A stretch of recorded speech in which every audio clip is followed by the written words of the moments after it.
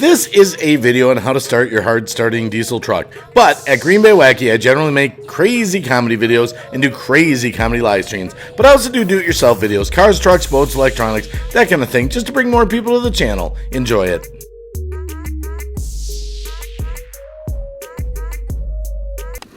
Hey guys, it's Green Bay Wacky, your auto mechanic. Here's a quick tip for diesel truck owners that you may or may not know. Now, maybe you got an old diesel truck like this and it doesn't want to start when it's cold and you get frustrated. Now, you can plug it in. I'll show you that real quick, but here's the deal. Here's how you're trained to do it. The light on here, you turn the key on. It says wait to start because you know it's got glow plugs instead of spark plugs.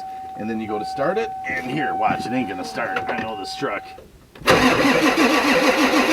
Oh no! Can't go anywhere! Not to worry.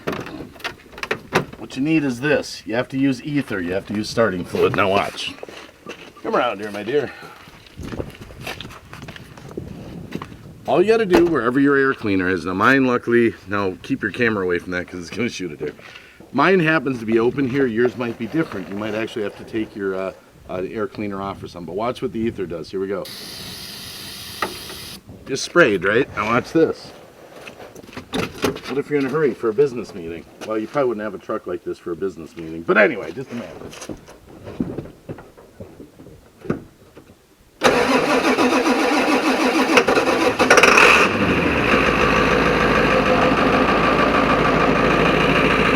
look at that. It's running. You're out of there. You got to use ether on diesels, guys.